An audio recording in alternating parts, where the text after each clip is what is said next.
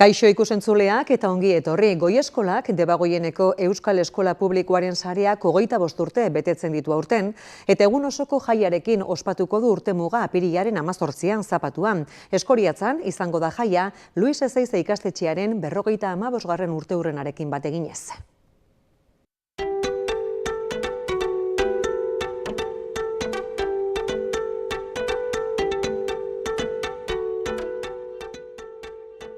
Zapatuko hitzorduarekin bueltan ekarriko dute 2018an estreinako ospatutako jaia. Orduan egin zuten Debagoieneko Euskal Eskola Publikoaren jaiaren lehen edizioa, eta bigarrena izango da urtengoa. Goi eskolaren 25. urteurrena ospatuko dute, eta aukera emango du Luis Ezeizak oraingo ikasturtean egindako 55 urteak ospatzeko ere. Horietako ordezkari bana hartu dugu gaur platoan. Maitane Gómez de Segura Ceciaga, Eskoriatzako Luis Ezeizako herri eskolako zuzendaria, eta Juan Carlos Pascual Muñoz Pasco, Kurtzebarri BHiko zuzendaria eta Goi eskolako idazkaria. Kaixo eta ongi etorri bioi. Kaixo, bai. 2018an ospatu zen lehenengoz Debagoieneko Euskal Eskola Publikoaren jaia. Zergatik orain 8 urte geroago bigarrenez? Aurtengo ikasturtean, 25-26 ikasturtean, Luis Ezeizar eskolak 55 urte bete ditu. 50 urteak ezin izan genitxun ospatu pandemian gingu zelako. Orduan, iaz konturatu ginenean, 55 urte eta erabaki gauen ospakizuna etxia, ez da? Gure asmoa etzan jai puntual bat itxia, baizik eta ikasturtean ziar ospakizunetan ibiltzia, eta hortan gabiz. Hilero, ekintza desberdinak itzen ditugu, ez? Eta iazko Goi eskolako bilera baten, ze zuzendarixok elkartzen gara hilero, planteau nagoen, esan hau, datorren ikasturtean Luis Ezeizar eskolak 55 urte beteten ditu. Eta konturatu ginen Goi eskolako 25 urte betetzen zitxula, eta esan gau, igual, ez? 2 urteurren potente horrek, segatik ez ospatu jai potente batekin bebai. Eta orduan, guraso elkarteekin bildu ginen, elkartu ginen, Pasku eta Bixok daukagu horren ardura, guraso elkarteekin elkartzeko, eta planteau gauen. Goi eskolako 25 urte beteten da, Luis Ezeizar eskola 55, epetzeta jatzue, oindala 8 urte izan bezala, Debagoieneko Euskal Eskola Publikoaren jaixa itzen bau. Eta ideia onartu zen, eta hori da arrazoia, urte urren horiek ospatzea. Aldarrikapena, festa, bisibilizazioa, zer helburu dago halako jai baten atzean? Behitu, 2018ko festa hartan, dano komenta gauen, izen zen kriston txutia da nondako, eskola publikoko komunidade guztian dako txutea ondixa izen zen. Orduan, helburua pixkat hortik doia, alde batetik, eskola publikoko komunidadia indartu, elkartu eta danok batera momentu on bat pasatzia ez, eta bestalde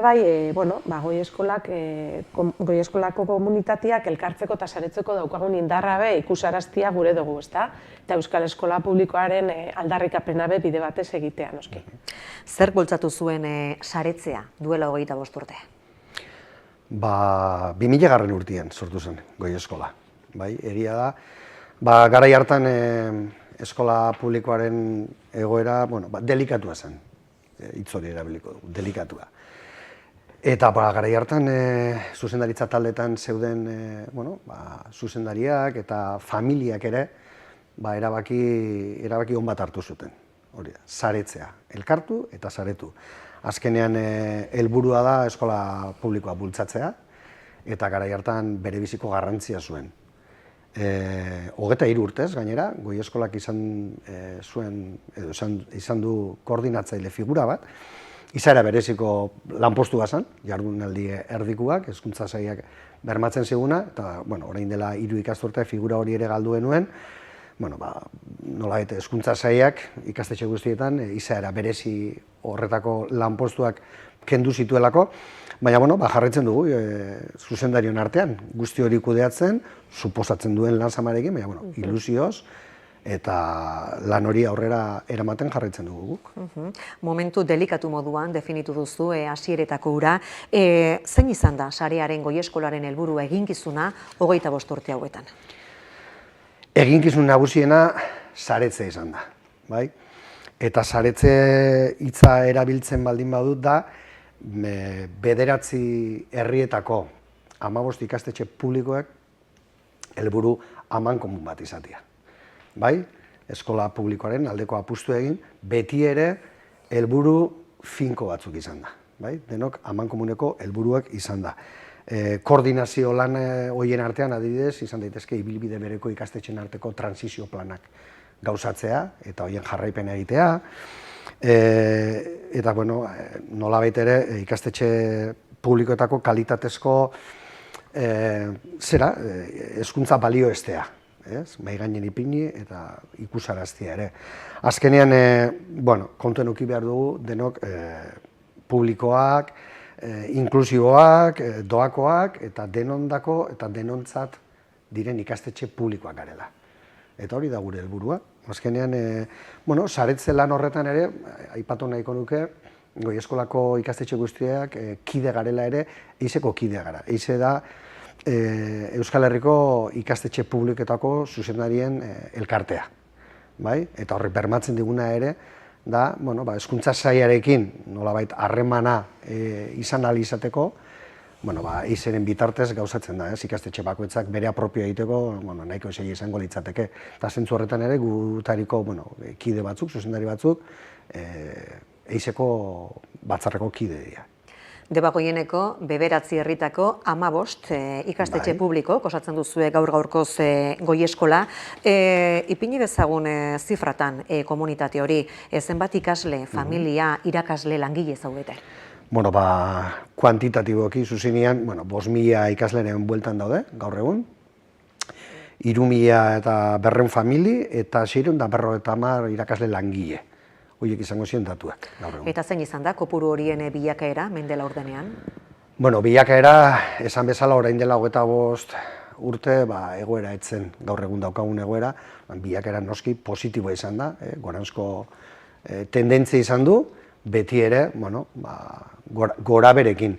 Baina, gaur egun esan dezakegu ere, eta jaiotza tasa, agian alde batera utzita, denok dakigu, jaiotza tasa eragin zuzena izaten ari dela gaur egun, ume askoz ere gutxiago jaiotzen dira, eta horrek noski eragin zuzena dauka matrikulazioan, baina matrikulazioa bera, 25 ikasturte hauetan, evoluzio eta tendentzia oso positiboa izan du. Eta ikastetxe batzuetan mantendu baldin bada ere, beste herri batzuetan, eta izenik aipatu gabe, baina herri batzuetan gainera gorakada nabarmena izan du. Eta zein da aurreikuspena, zer erakusten dute esaterako datorren ikasturterako matrikulazio batuek?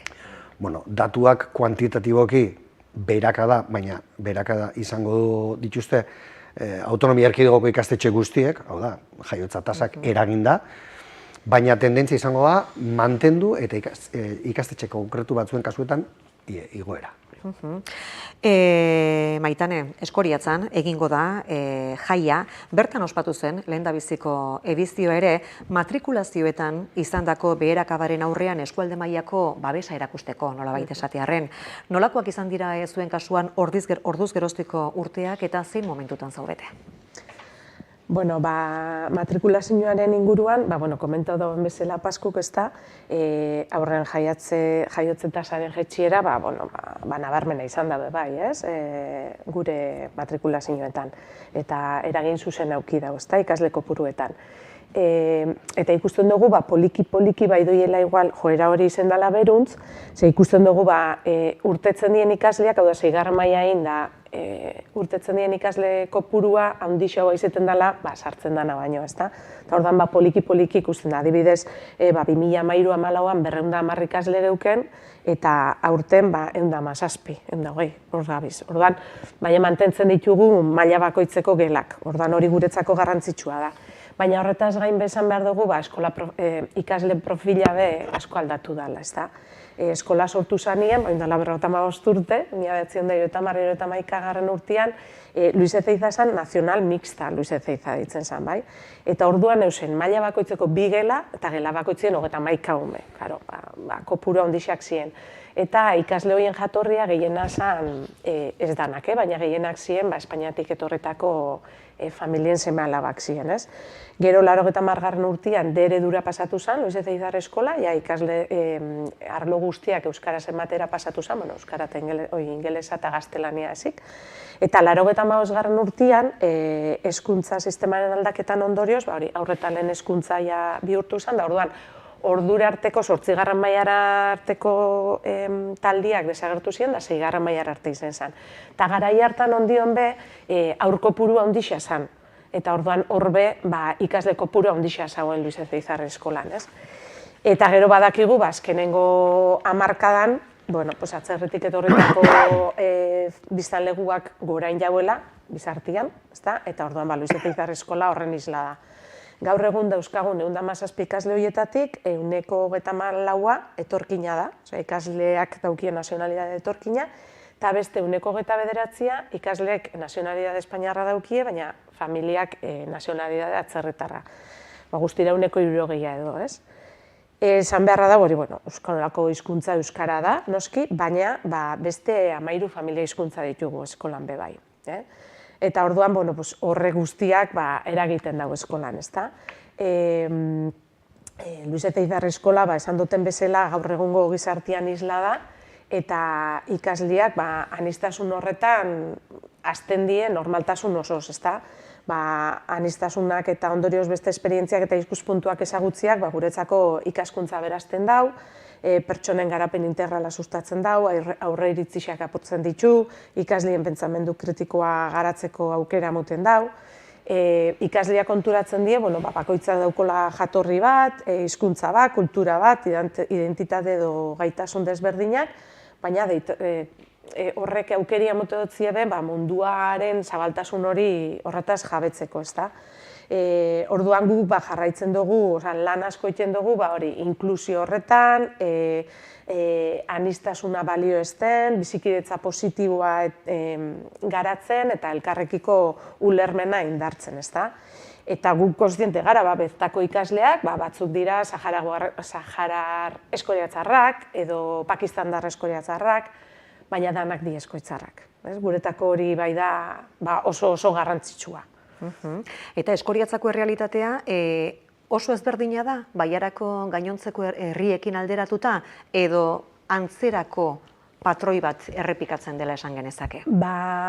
Patroia antzerakoa izan leike, baina egize da eskoriatzak badaukola berezitasun bat be bai, Bai, horre, guk ikusten duguna da hori, ez? Herrixan, kostatzen dela, ez? Eskola publikora hurbiltzea, Luis Ezeiza herri eskolara hurbiltzea, ezta?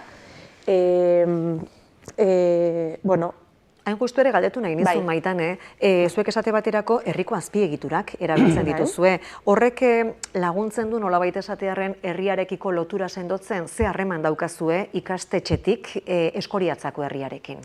Azpiegiturak aipatzen dozunean, guk Jose Arana Egoitzakoekin harreman estua daukagu, eskoriatzako zapatistekin behiten ditugu ekimen ezberdinak, baina egize da, herrixan presentzia izatea eta ezagutaraztien saiatzen garela, baina ez da lan erreza. Ez da lan erreza. Gure ustez ez jakintasun handia dau herrixen Luis Ezeiza herri eskolarekiko, ez? Eskola kalera ateratzen da, herrira ateratzen da, eta antolatzen ditu herriarentzako hitzaldiak edo ekintza desberdinak, baina zoritxarrez herriari asko kostatzen jako guregana hurbiltzea, ez? Ikusten dugu bai dauela estigma eskor edo etiketa, aspaldiko etiketa batzuk da zela hor, ze heltzen jaku, ez? Belarrixetara heltzen jaku, eske nazionalak die eskolak, ez? Ikasleek itxen daue gazteleraz berba, ez da ikasten euskeraz. Eta, klaro, guk argi daukogu, hori guztia suntzitzeko lanian jarraitu behar dugu, ez da horrela. Luis Ezeiza eskolan euskeraz bizi gara, ikasleek euskeraz ikasten daue, gainera askotan gazteleraren aurretik, eta zoragarrizia da ikustia ume saharauiar eskoriatzarra, Pakistandar eskoriatzarrarekin, elkarrekin euskeraz hitz egiten, euren familia hizkuntza ez da berdina, gaztelania ez dakizie, eta orduan eskoliak euskera eskaini dutzi eta euren artean euskaraz hitz egiten daue. Orduan, baina egize dabe bai, ikasle askok eskolatik kanpo ez daukiela euskaraz bizitzeko aukeraik, ez?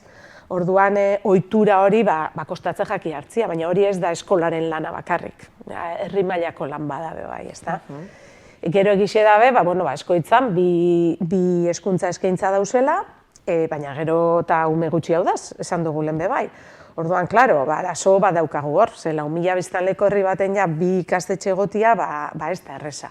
Eta guretzat oso penagarria da, ikasle horrek elkarrekin egoteko edo jolasteko aukera asko ez eukitzia, ez?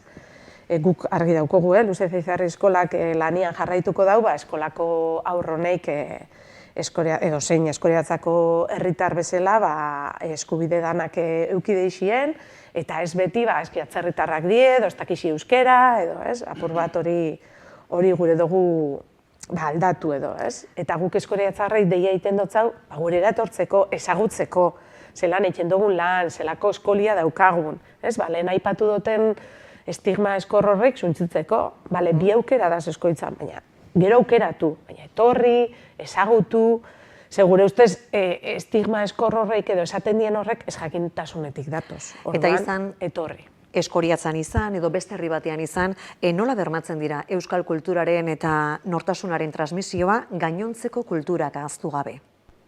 Hor daukagu erronka bat, eta hor gabiz etengabe lanean, ontxe gabiz eskoriatzan bereziki Uesirekin batera hor dauz ikastetxiak, bi ikastetxiak sartutagaz, udalaren ekimena izan da gainera, eta gero Uesiko Karmele Perez eta Amelia Barkinekin, Euskara eta Kultura Artekotasuna eskoriatzen proiektuan, eta hor gabiz pausotxuak ematen, guk eskolan badauzkagu kultura ezberdinen erreferentzia etxejake, kultura ezberdinei, hizkuntza ezberdinei, beti oinarriz euskeri aukitza, eta aukerak ematen ditugu, naiz eta euskaraz jakin, etorri gurera, guk aukera ematen dutzu galako, aldi bereko itzulpena daukagu, oso sistematizatuta, orduan, gabiz, eskoletan, herrixen, alako pausoak ematen. Eskola komunitatea ere ikitzen izenpean ere, bi udalak eta bertako ikastetxeak, itunpekoak, eta gure artean ere, elkarlan bat ere sortzen ari da hor, herriak bateratze aldera, ez da? Azkenean nahi ala ez, baina gertatzen da, ez da, azkenean sare desberdinak, herria ere frakzionatu egiten da, eta hori zaizte aldera ere, udalek ere esku hartze bat egiten nahi dira, eta elkarrekin lanean diardugu ere bai. Aipatu dituzue dagoeneko erronketako batzuk horiek eta beste ze erronka dituzue gaur egun zeintzu bire erronka nagusiak digitalizazioa izango da beste bat suposatzen dut? Erronka ugari dauz, baina batzuko nolabet aipatzearren kultura artekotasuna, ez? Binda berriro aipatzen den erronka bada, baina gure gizartearen isla dira ikastetxeak, ez da? Kalean zer ikusi, herrien zer ikusi, hori da gure ikastetxetara datorren errealitatea. Eta horri erantzun bat ematen gabiltza aspalditik, ez? Azken 25 ikasturte hauetan goi eskolak izan mintzat bai. Azken finean gizartean daukagun errealitate horri heldu egin behar zaiolako. Ezin dugu ahaztu, ikastetxeetan daukagun multikulturalitate hori, gure garaixan adibidez, orain dela 25 urte atzera egingo dut, gure eskolaren sorrera garai horretara, geneukan aniztasun bakarri izan ziteken, ni bezalako guraso erdeldunak zituzten gurasuak, eta guraso euskaldunak zituztenak. Gaur egun hori anekdotikoa da. Gaur egun da, jatorri oso desberdinetako ikasleak dauzkagula, hizkuntza anitz, familia anitz, eta erronka anitz. Digitalizazioaren inguruan, egia da 21. mendeko ikasleak digitalki trebatu behar ditugula. Asko trebatuta datoz, nik uste etxeetatik eta, baina hori bada erronka bat eta hezkuntza sailaren partetik ere apustu bat egin da, beraien plan estrategikoan jasotzen den erronketako bada, gero ikastetxe bakoitzak berera ekartzen du, ze autonomi hori ere ikastetxeoi ematen zaigu. Eta horren inguruan nik esango nuke, oso garrantzitsua dela, familien partetik, herri desberdinetan dauden ekimenen inguruan altxaburu izenekoak, gurasoen kezka hori ere digitalizazioaren inguruan erantzuten saiatzen ari garela. Digitalizazioa pintzekin hartu beharreko ere gai bat bada. Ezin ditu alde batera utzi testu liburuak, edota arkatz bat eskuartean izateko gaitasun hori, ezta? Eta bukatzeko erronken inguruan nik ongizate emozionala jarriko nuke mahai gainean. Gaur egun zoritxarrez geroz da eskola jasarpen eta jokabide suizida protokolo gehiago. Zabaltzen dira ikastetxetan, hori ere, gure gizartean daukagun egunerokotasun horretatik, gure ikastetxetara datozen kasuak direla eta erronka handia da. Gure kezka adirazi diogu, goi eskolaren partetik hezkuntza sailari, eta, bueno, gixen bat baliabide aldetik, ez? Badaude baliabide batzuk bermatuta dauzkagunak, baina, bueno, profesional gehiagoren faltan gaudela iruditzen zaigu, batipat profesionalak izate emozionalarekin lotutakoak, eta, bueno, zentzu horretan ikastetxe batzuk ere berein apostu propio egin dute, Hau da, guraso ekarten bitartez, psikologia zerbitzuak kontratatu eta holakoak eskaineta, baina bai da hor mahai gainean, bolo-bolo jarri beharreko beste gaietako bat. Bai. Eredu publikoa izan beharko litzateke hezkuntza sistemaren ardatza? Bada? Bueno, instituzioen aldetik egia da azken urteetan badirudi apustu egiten nahi dela. Gainera, 25-28 urten bitarteko plan estrategiko bat sortu da, hezkuntza sailaren partetik, bai, nolabait eraldaketa bat sortu nahian, eta hori ikastetxe publikoei, nolabaiteko iparra markatzen dugu, ezta? Itsasargi izaten saiatzen ari direla dirudi, eta guretzat hori onuragarria da. Kontuan izan da gainera gure baiaran, ezta, ikastetxe publikoak eta itupekoak daudela eta finantzaketa publikoarekin, guretzat hau behintzat bada kontuan izateko alderdi positibo bat. Hori erakundeen partetik, eta gizarteak sinesten du horretan, babesten du, apustu egiten du? Nik uste dut oraindik ere errezelo handiak daudela, ezta? Ikastetxe publikoekiko, ez dakit, gaizki ulertuak baino, ez dakit. Oraindik familiek asko pentsatzen dute berein seme-alabak agian ikastetxe publikoetan ez dutela euskaraz ikasiko, edo hor pilatzen direla ikasle etorri berri guztiak, gauza guzti horiek, mito guzti horiek bertan bera utzi behar ditugu, eta sinistu denok egiten dugula euskararen aldeko apustua eta gure gizarteari ahalik eta erantzun egokina emate aldera. Eta eskola publikoa barkatu, eskola publikoa da nenean, ateak beti zabalik dituela, danek leku eukitzeko bertan, ezta? Eta bai, aniztasun hori altxor badala, eta horrekin, eske hori da gainera gizarteren isla, orduan hortan trebatu behar garela, ezta? Eta hori da eskola publikoak egiten dauena. Zeintzu esango zenukete birela Euskal Eskola Publikoaren indarguneak eta zeintzu ahulguneak? Nik indargune eta ahulgune hitzak erabili baino nahiago nuke ondo egindakoak eta hobetu beharrekoak aipatzea. Ondo egindakoen artean, nik uste dut elkarrizketa osoan zehar aipatu ditugun aniztasunari arreta, inklusibitate berma hori gauzatzea, bizikidetza positiboa kontuan izan, bizikidetza egoki barik ez dago lan egiterik inon, ez ikastetxetan, ez bestelako esparruetan, eta hezkuntza kalitate egoki bat ematea, ezta? Beraz, ondo egindako gauza asko daude, hori da Euskal Eskola Publikoa. Baina egia da, hobetu beharrekoak ere baditugula, eta, nik uste dut, apustu tinko bat egin beharko lukela hezkuntza sailak, hobetu beharreko hauek bermatze aldera. Ze, badauzkagu hor, irakasle mugikortasun handia, egia da, daukagula ikastetxe publikoetan, eta egoki litzateke ere irakaslegoa aukeratzeko aukera hori ikastetxeak berak izatea. Eta, nik bukatzeko agian ere aipatuko nuke badaukagula erronka handi bat edo hobetu beharreko puntu bat, eta bada gure irakaslegoaren artean badagoela bereien seme-alabak itunpeko ikastetxetan matrikulatuta dituztela bereien seme-alabak, eta hori asko esaten du norberaren izate edo pertenentzia sentimenduaren inguruan, eta honek dakarren militantziarekin. Eta ez dugu halakorik ikusten bestelako esparruetan, bestelako inon ez da halakorik gertatzen, beraz, beste inon gertatzen ez baldin bada, izan daiteke ere agian hori egin beharrez dela. Eta egin beharrez baldin bada, agian administrazioak esku hartzeren bat izan beharko zuen gai honen inguruan ere. Jarri gaitezen, apirilaren 18an, Zapatuan, Eskoriatzan egingo den jai horretara begira, saioaren azken minutuetan sartu gara, eta gurasoekin, guraso elkarteekin batera jardun duzue horren antolakuntzan. Zer aurkituko du Zapatuan Eskoriatzara joaten denak, zer nolako egitaragoa prestatu duzu egun horri begira? Bueno, gure ustez egitarau zabala da eta publiko guztietako, hortan saiatu gara behintzat. Badaramatzagu lanian urte eta piku, badaro jogu, orduan, gure arteko eztabaida eta hori guztiekin, da zailtasunekin, da gora berekin, baina, jaia marterritan hasiko da, apur bate harrera ekitalditxo batekin, ongi etorria egiteko, eta gero ja maiketan, ekintza desberdinak, aire akrobasian erakustaldi alde batetik, gimnasia erremikoko erakustaldixak, kirol txapelketak DBH-ko ikaslien dako, lanbide heziketako ikasleak betorriko die eurak ikasturtean zehar sortutako tresneria eta erakustera eta umiek probau ahal izango daue aura, DBH-ko ikasleak tailerrak egingo dituzte umien dako, aurpegi margok eta guzti hori.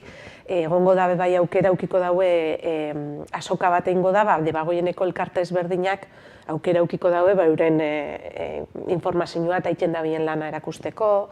12 herritan potxe eta lotxe egongo da plazan, herriko plazan, aldibituntxe arangabe kaletik zierri biliko da, Aretxabaletako erraldoi eta buru handiak betorriko die, eta gero joango gara bazkaltzera, ordu biterdiak aldera, eta kirolde gixan izango bazkaixa, eta bertan ipuin kontalarixa begongo da, eta gero lauretatik aurrera berriro puzgarrixak umiendako, lauterditan dau plazan, herriko plazan, aliritzi erromeria parte hartzaile bat egongo da, bostetan hasiko die eskolako, Luis Ezeizarri eskolako kantxan, igual rock kontzertuak, etorriko diela Oñatiko laude 29, Elgetako babesgabe eta Arrasateko perlata taldiak egongo die, eta arratzaldeko 6etan alarma morea joko dau herriko plazan. Orduan, uste dugu nahiko egitarau osatua dala.